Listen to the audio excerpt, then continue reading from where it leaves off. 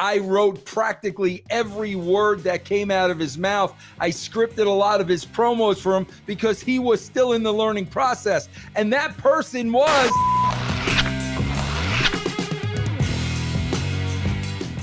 Hello, everybody. My name is Vince Russo, and I was a head writer for three of the biggest companies in the history of professional wrestling, WWF, WCW, TNA, and during my tenure, I worked with the greatest stars, the biggest names in the business. And today, I am going to tell you who were the easiest to work with and who were the hardest.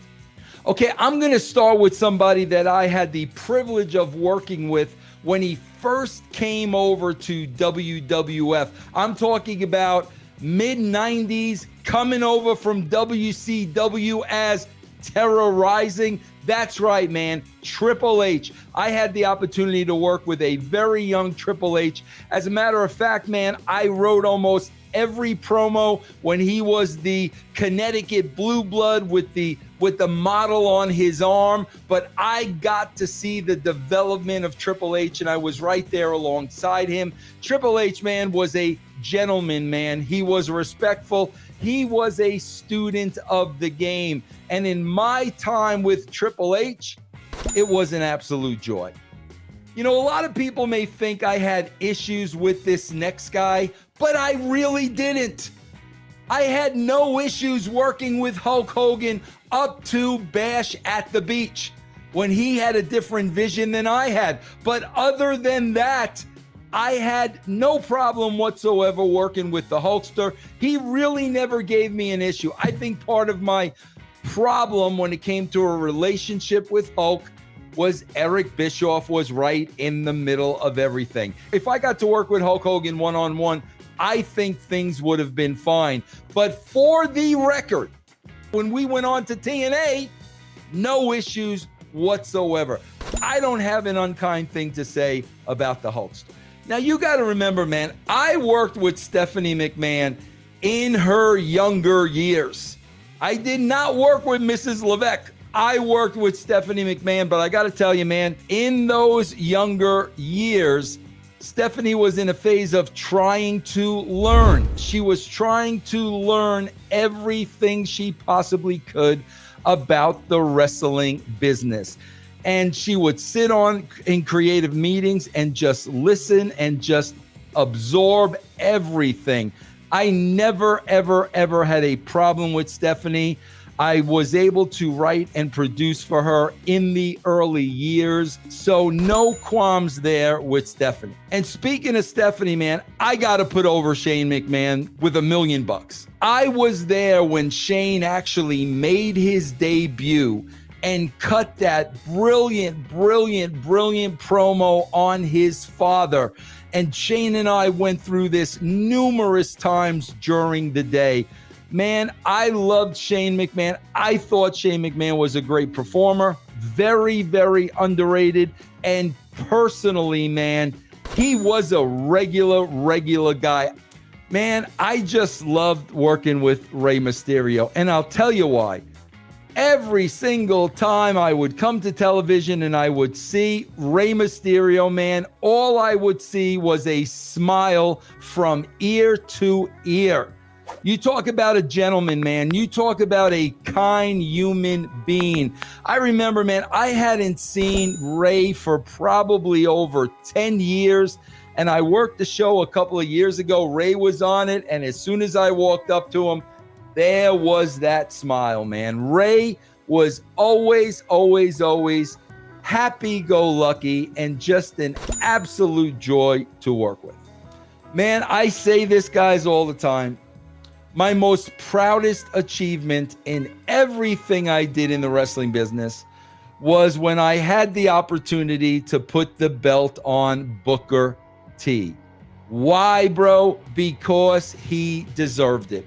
And because for years, bro, he was being held down by politics. And Booker wasn't the kind of guy to say anything. He was just going to go along to get along. So once I went to work at WCW, I really was able to become an advocate of Booker. Why? because, bro, the man is a national treasure, man.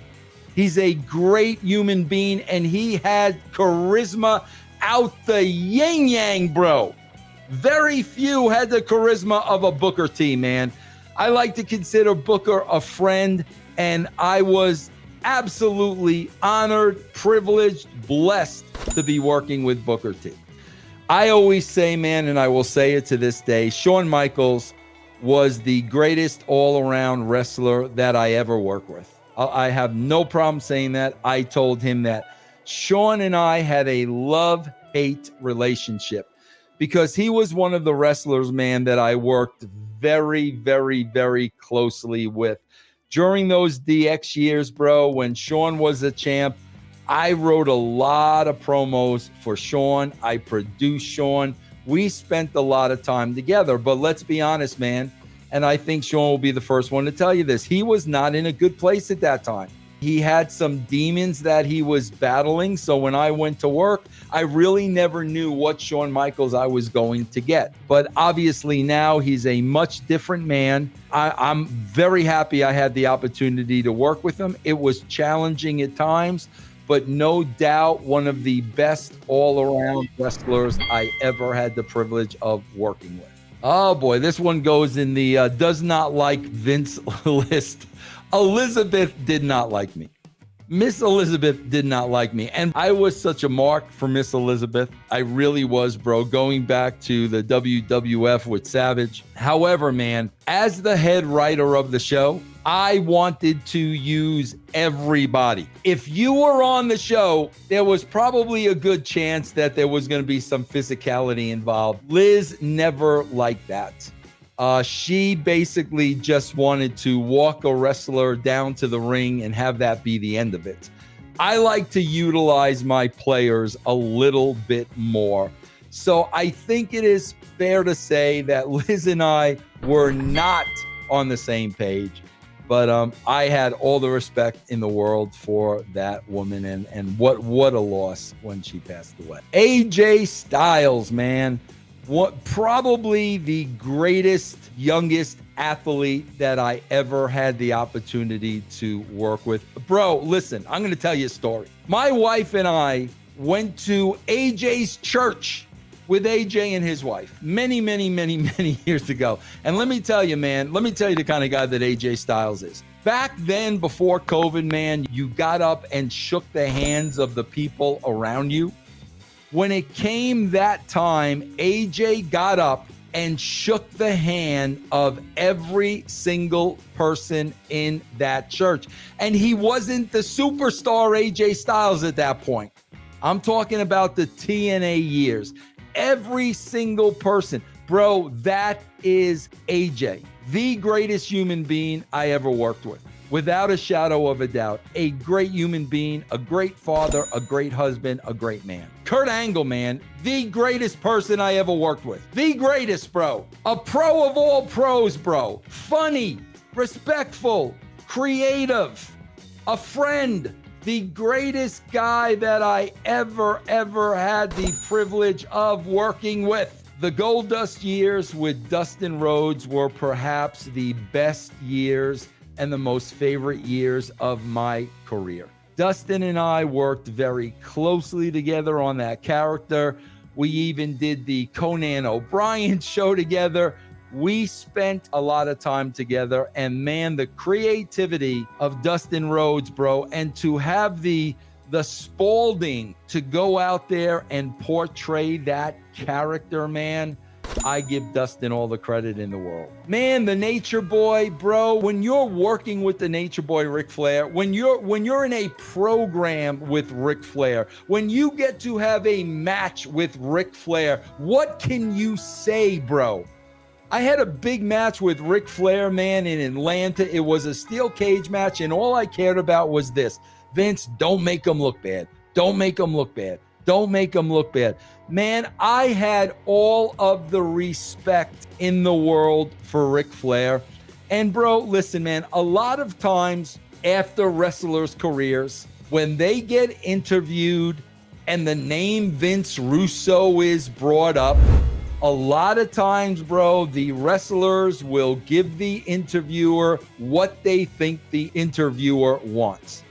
Now, you know what, bro? I've never said a bad thing about Ric Flair. Never will. Have no reason to. He has said a couple of things about me that, hurt. Some things that I felt were untrue. But you know what, bro? It's all cool, bro. It's wrestling. It is what it is. But I will always treasure working with Rick. I always treated him with the utmost respect, and being in an angle with him and his entire family, bro, that will always be a great memory for me.